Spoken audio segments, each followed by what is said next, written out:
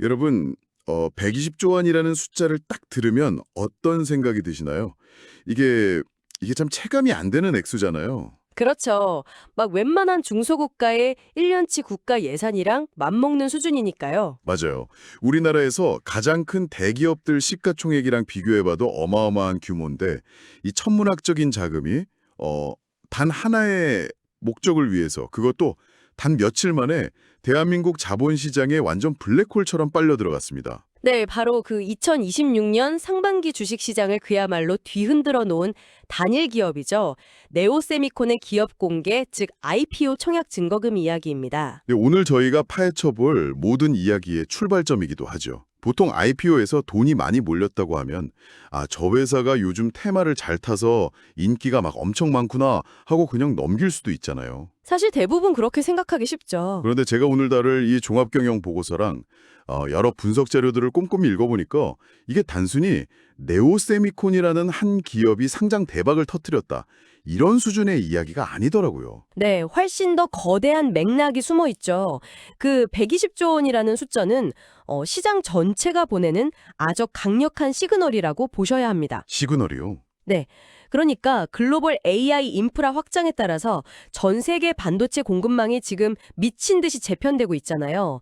그 과정에서 한국의 반도체 소재, 부품, 장비 기업들, 이른바 그 K소부장 기업들의 위상이 드디어 글로벌 표준으로 도약했다는 걸 시장이 120조 원이라는 돈으로 증명해낸 상징적인 사건인 겁니다. 2026년이라는 시점을 기준으로 반도체 산업 전체에 어떤 거대한 지각 변동이 일어나고 있는 거네요. 아주 정확하게 보셨습니다. 그래서 오늘 저희가 심층적으로 탐구해볼 미션도 명확합니다.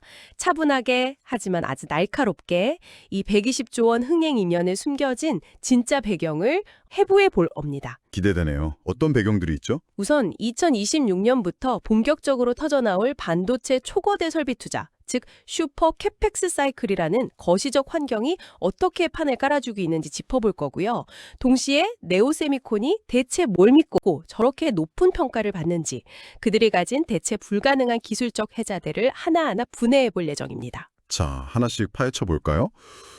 여러분, 그 쏟아지는 경제 뉴스와 정보의 홍수 속에서 도대체 무엇이 진짜 돈이 되는 흐름인지 좀 헷갈리실 텐데요.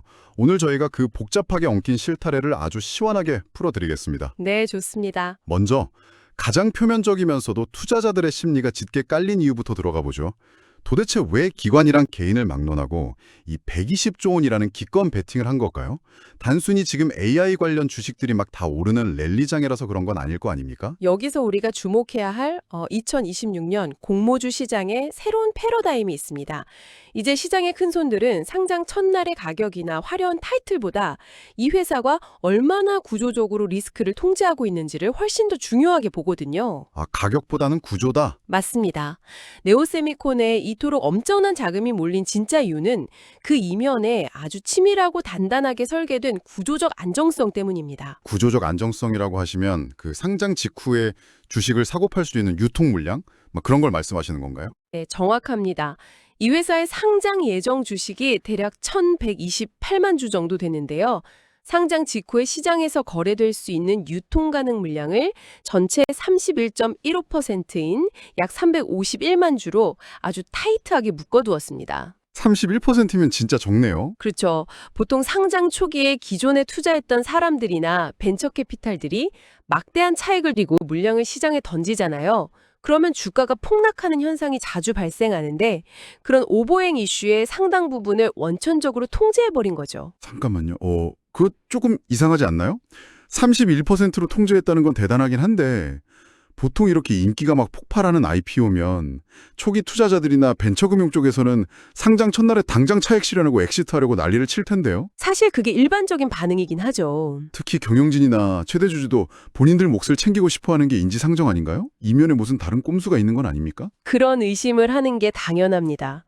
그런데 여기서 시장을 진짜 놀라게 한 건 최대 주주인 주식회사 NDS와 김진태 대표이사의 아주 파격적인 행보였습니다. 파격적인 행보요? 네. 코스닥 상장 규정에서 요구하는 의무 보유 기간보다 훨씬 더 길게 자발적으로 무려 2년이라는 시간 동안 내 주식을 단 한 주도 팔지 않겠다고 공식적으로 약속해버린 겁니다. 와, 2년이요? IT 업계에서 2년이면 강산이 2번은 변할 시간인데요? 엄청난 기간이죠. 듣고 보니까 마치 그 1,000만 관객이 예약된 블록버스터 영화 개봉을 딱 앞두고 주연 배우들이랑 감독이 우리 이 영화 극장 상영 다 끝날 때까지 러닝 개런티 한 푼도 안 받고 버티겠습니다 하고 선언한 거랑 좀 비슷하네요. 주주들이 도망갈 구멍을 경영진이 스스로 아예 막아버린 거군요. 또 비교가 딱 맞습니다. 경영진이 2년 동안 주식을 딱 쥐고 있겠다는 건 단순히 지금 당장의 주가 펌핑에 관심이 있는 게 아니라는 뜻이죠. 2년 뒤에 회사가 지금보다 훨씬 더 거대한 가치를 지닐 거라는 그런 절대적인 자신감이 없으면 불가능한 결정입니다. 듣고 보니 그러네요. 기관 투자자들도 바보가 아니잖아요. 장기 성장에 베팅하는 기관 투자자들의 3개월, 6개월 의무 보유 화격 비율이 압도적으로 높게 나온 것도 바로 이 시그널을 읽었기 때문입니다. 아, 선장이 배를 떠나지 않겠다고 닻을 딱 내렸으니. 그렇죠. 기관들도 이 배는 절대 쉽게 가라앉지 않겠구나 하고 안심하고 길게 승선한 겁니다. 경영진이 주식을 안 판다는 건 이 회사의 어떤 철골 구조가 튼튼하다는 증거니까 그 부분은 확실히 알겠습니다. 그런데 구조가 아무리 튼튼해도 결국 회사가 돈을 못 벌면 그 가치가 유지될 수 없는 거잖아요. 핵심을 찌르셨네요. 제가 궁금한 건 대체 누가 이 회사의 장비를 그렇게 미친 듯이 사주길래 경영진이 이렇게까지 자신만만하냐 이겁니다. 아주 중요한 질문입니다. 이걸 더 큰 그림과 연결해 보자면 시선을 기업 내부에서 전방 산업, 즉 외부의 거시적 환경으로 돌려봐야 합니다. 지금 네오세미콘의 장비를 대규모로 사주는 핵심 고객사들이 있거든요. 그게 어디죠? 바로 삼성전자와 SK하이닉스입니다. 이 두 기업의 천문학적인 설비 투자가 정확히 2026년에 몰려 있어요. 데이터로 구체적인 규모를 볼까요? SK하이닉스는 청주 M15 엑스팩 건설에만 20조 원을 투입하고 있습니다. 20조 원이요? 와.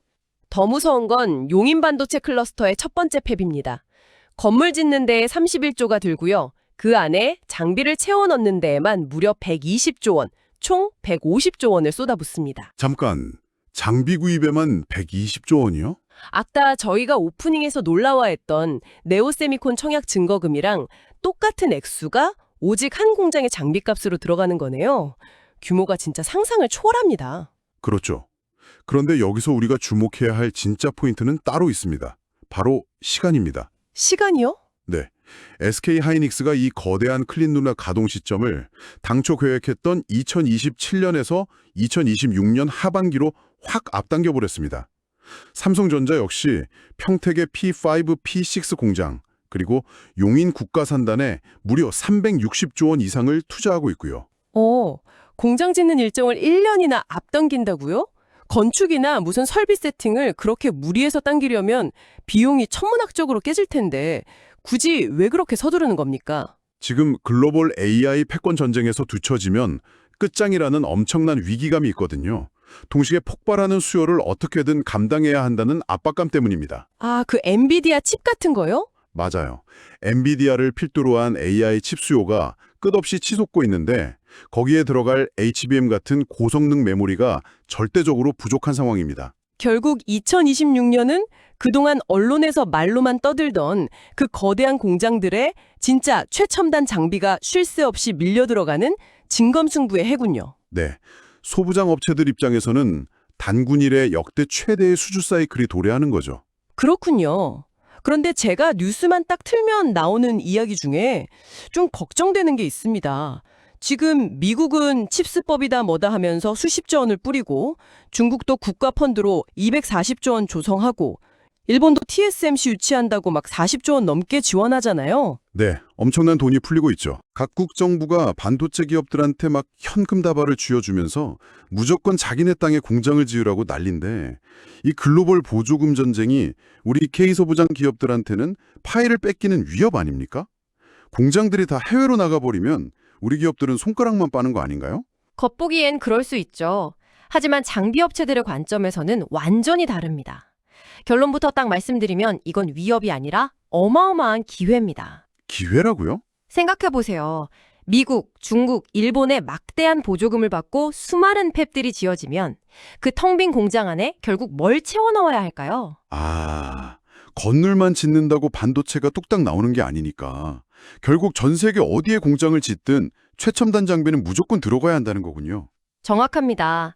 전 세계적으로 경쟁적인 보조금 투입이 일어난다는 건 결국 글로벌 반도체 장비 수요의 총량, 즉 장비 업체들이 먹을 수 있는 파이 자체가 기하급수적으로 커진다는 뜻입니다. 아, 그렇게 연결이 되네요. 네, 세계 최고 수준의 선도 기술을 가진 네오세미콘 같은 한국의 소부장 기업들에게는 좁은 국내 안방을 넘어서 미국이나 일본의 신규 공장으로까지 진출할 수 있는 아주 광활한 무대가 강제로 열리게 된 셈이죠. 그야말로 노를 저을 수밖에 없는 엄청난 물이 들어오고 있네요. 자, 파이가 커지는 건 알겠습니다. 그런데 그 수많은 글로벌 장비 회사들 중에 왜 하필 네오세미콘이냐 하는 의문이 남습니다. 자, 여기서부터 진짜 흥미로워집니다. 내 기술적 근거가 아주 확실하거든요. 제가 보고서를 쫙 보니까 건식 EUV 포토레지스트, 줄여서 PR이라고 하던데 이게 이 회사의 핵심 무기더라고요. 반도체가 미세해질수록 기존 기술이 한계에 부딪힌다고 하던데 이 건식 기술이 대체 뭐길래 삼성이 최신 디램 공정에까지 쓴다고 날린 건가요? 이걸 이해하시려면 반도체 제조에서 회로의 밑그림을 그리는 노광 공정을 조금 아셔야 합니다. 최첨단 미세 공정에서는 극자 외선, 즉 EUV라는 아주 예민하고 미세한 빛을 붓처럼 사용해서 웨이퍼 위에 회로를 그립니다. 네. 이때 빛에 반응하는 포토레지스트라는 물질을 웨이퍼에 발라둬야 하는데요. 지금까지는 액체 상태의 포토레지스트를 웨이퍼 위에 빙글빙글 돌리면서 발랐습니다. 아, 액체요? 그러면 아무래도 막 좀 두껍게 발리거나 골고루 안 발릴 수 있겠네요? 원심력 같은 걸로 돌리는 건가요? 맞아요. 그런데 반도체 회로가 머리카락 굵기의 막 수만 분의 1 수준으로 얇아지다 보니까 액체 당식은 표면 장력 때문에 코팅이 뭉치거나 나중에 씻어낼 때 미세한 패턴이 픽 쓰러져서 무너져 버리는 치명적인 해상도의 한계에 부딪혔습니다. 아, 얇게 세워놨는데 물에 씻겨서 쓰러진다는 거군요. 잠깐만요. 여기서 전문 용어들이 막 쏟아질 것 같은데 보고서에 보면 뭐 화학 기상 증착, CVD 아니면 ALD 이런 어려운 말들이 있더라고요. 이게 건식 방식이랑 무슨 상관인 건가요? 조금만 쉽게 설명해 주시죠. 네, 아주 쉽게 비유해 보겠습니다. 기존의 액체 방식이 울퉁불퉁한 벽에다 두꺼운 스프레이 페인트를 칙칙 뿌려서 색칠하는 거라면요. 네네. 네오세미콘이 상용한 건식, 즉 드라이 방식은 기체 상태의 입자를 싸서 원자 하나하나를 레고 블록 조립하듯 한 층씩 아주 얇고 정밀하게 쌓아 올리는 기술입니다. 이걸 얇게 증착한다고 표현하는 거고요. 아하. 페인트를 막 냅다 들이붓는 게 아니라 아주 미세한 원자 단위의 레고 블럭을 한 층씩 깔아버린다는 거군요. 그러면 뭐 뭉치거나 쓰러질 일도 없겠네요. 맞습니다. 그래서 소재 손실도 극단적으로 줄어들고 EUV 빛을 딱 조였을 때 패턴을 기가 막히게 정밀하게 뽑아낼 수 있는 겁니다. 대단하네요. 삼성전자가 10나노급 6세대 디램, 이른바 일시 공정에 이 기술을 확대 적용한다는 건 엄청난 시그널이에요.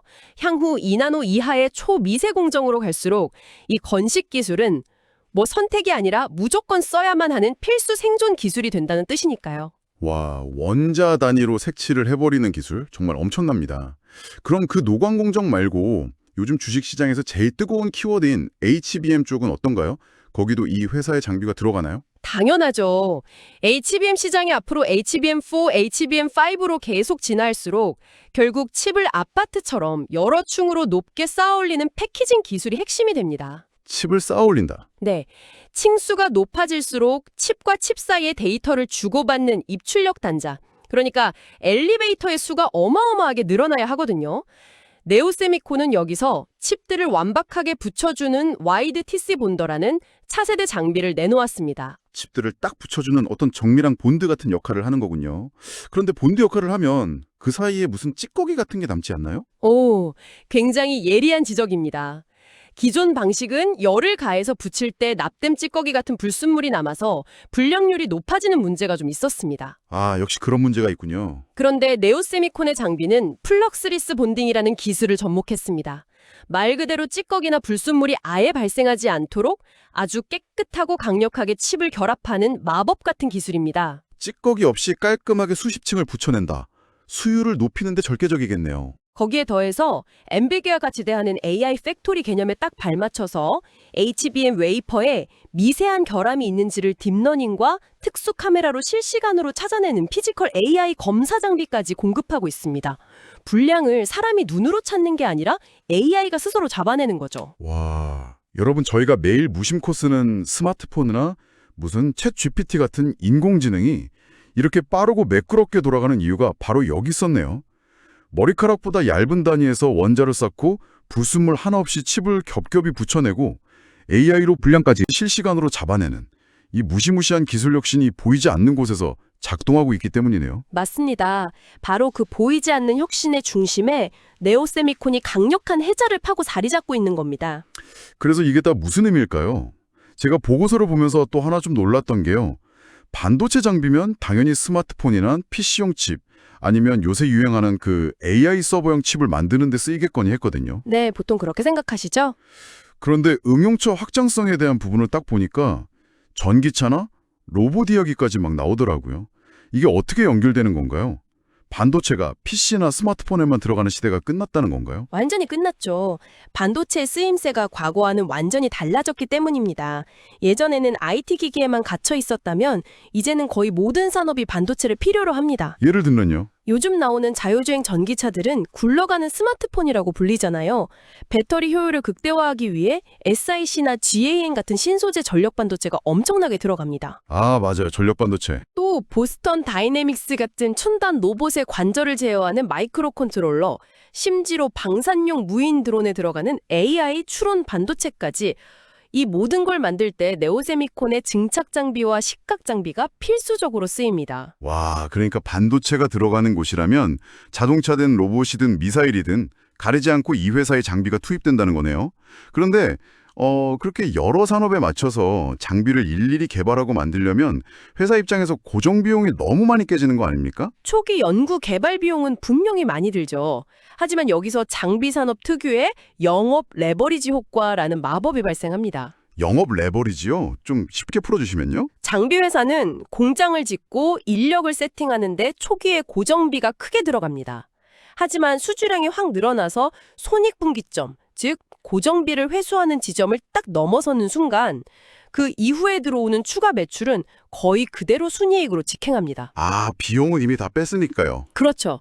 이익이 산술적으로 느는 게 아니라 기하급수적으로 폭발하는 거죠. 지금 글로벌 하이퍼스케일러들의 자본 지출이 5,270억 달러에 육박하고 있고 전방 산업이 이렇게 다변화된다는 건 2026년을 기점으로 네오세미콘의 이익률이 우리가 상상하는 그 이상으로 수직 상승할 수 있다는 뜻입니다. 기하급수적으로요? 네. 한미 반도체나 HSP 같은 기존 장비 대장주들이 시가총액 10조, 막 30조를 훌쩍 넘긴 것처럼 새로운 10조 클럽의 탄생이 결코 허황된 꿈이 아니라는 겁니다. 진짜 이야기를 푹 빠져서 듣다 보니까 당장 내일이라도 주식 계좌를 열고 전 재산을 다 넣어야 할 것 같은 묘한 환희에 막 차게 되는데요. 하지만 저희 딥다이브가 늘 그렇듯 여기서 냉수를 한 사발 쫙 마시고 차분히 현실 점검을 해봐야 할 시간입니다. 이 대목에서 중요한 질문이 생기죠. 맞아요. 아무리 완벽한 비즈니스 모델이라도 무적은 아닐 테니까요. 제가 좀 놓치고 있는 함정이나 리스크는 없습니까? 너무 장밋빛 미래만 그린 것 같아서 좀 찝찝한데요. 네, 냉정함을 되찾으신 건 아주 좋은 태도입니다. 투자자로서 지금 가장 날카롭게 경계해야 할 단기 리스크가 하나 있습니다. 바로 상장 초기의 수급 불균형. 아까 말씀하셨던 그 벤처금융들의 물량입니다. 아, 물량 폭탄이요? 네, 경영진이 2년 락업을 걸었다고는 하지만 상장 후 딱 1개월이 되는 시점에 벤처캐피털 등이 보유한 약 24.6%의 물량이 보호 예수에서 풀리게 설계되어 있습니다. 잠깐, 한 달 뒤에요? 전체 주식의 4분의 1 가까운 물량이 한 달 만에 시장에 폭탄처럼 쏟아질 수 있다는 거네요? 이거 벤처캐피털들은 자기들 펀드 만기나 수익률 때문에 뒤도 안 돌아보고 막 팔아치울 수도 있는 거 아닙니까? 맞습니다. 초기 투자자들은 차익 실현의 압박이 워낙 크기 때문에 이 1개월차 오버행 리스크는 주가를 단기적으로 크게 출렁이게 만들 수 있는 확실한 뇌관입니다. 내관이 많네요, 진짜. 또한 기업 내부의 기술력이 아무리 뛰어나도 통제할 수 없는 매크로, 즉 거시경제의 변수도 무시할 수 없어요. 미국 연준의 금리 인하 시점이 계속 지연되면 주식시장 전체의 유동성이 말라버리면서 기술주들의 높은 밸류에이션이 한순간에 꺾일 수 있죠. 그렇죠. 금리가 무섭죠. 더불어 호르무즈 해협을 둘러싼 중동의 지정학적 긴장감 같은 건 물류비와 제조 원가를 높여서 글로벌 공급망을 교란하는 치명적인 외부 타격이 될 수 있습니다. 아, 결국 아무리 엔진이 튼튼하고 훌륭한 배를 만들었어도 바다 자체가 거대한 폭풍우에 휩싸여버리면 속수무책으로 흔들릴 수밖에 없어요. 없다는 거군요. 네, 정확합니다. 그렇다면 시야를 조금 더 길게 보겠습니다. 여러분이나 제가 앞으로 1년, 2년 동안 경제 뉴스를 쭉 볼 때 네오세미콘이나 반도체 장비 산업이 진짜 순항하고 있는지 판단하려면 어떤 지표를 봐야 할까요? 쏟아지는 기사들 속에서 우리가 딱 붙잡고 추적해야 할 체크리스트 3가지만 좀 명확하게 정리해 주시죠. 좋습니다. 복잡한 기사 속에서 이 3가지 시그널만 반드시 기억하십시오. 네. 첫째, 삼성전자의 일시 디램 및 향후 2나노 초미세 공정에서 네오세미콘의 건식 PR 기술이 테스트용이 아니라 실제로 얼마나 높은 비중으로 메인라인에 채택되는가. 채택 비중의 핵심이네요. 둘째, 내년 HBM4가 본격적으로 양산되는 시점에 네오세미콘의 와이드 본더 장비가 대규모 수주 공시를 띄우며 시장의 기술 표준을 딱 장악하는가. 수주가 터지는지 봐야겠고요. 마지막 셋째, 엔비디아나 마이크로소프트 같은 글로벌 빅테크 기업들과 직접 협력하거나 그들이 구축하는 AI 팩토리 프로젝트에 당당히 핵심 파트너로 이름을 올리는가.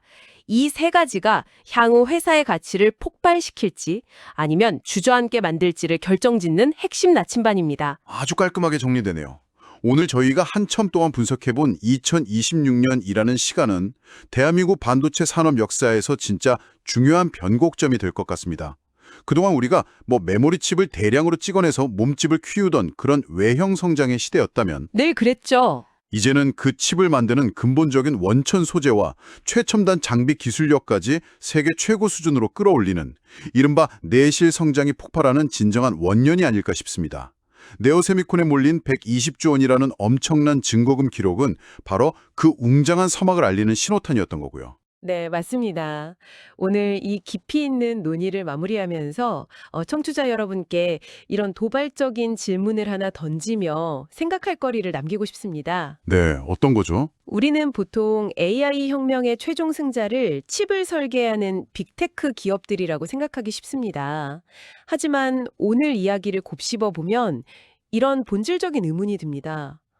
진짜 대체 불가능한 권력은 화려한 무대 위에서 칩을 파는 기업이 아니라 아무도 흉내낼 수 없는 원천 소재와 그 소재를 원자 단위로 다루는 미세 장비를 독점한 무대 뒤에 보이지 않는 기업들에게 있는 것은 아닐까요? 와, 무대 뒤에 보이지 않는 기업들이요. 네. 여러분도 이러한 관점의 전환을 가지고 앞으로의 반도체 산업 뉴스 흐름을 지켜보시길 바랍니다. 분명히 이전과는 완전히 다른 흥미로운 세계가 보이실 겁니다. 그림을 그리는 화가보다 그 그림을 가능하게 만드는 대체 불가능한 마법의 붓과 물감을 쥔 자가 진정한 포식자일 수 있다는 말씀. 정말 긴 여운이 남습니다.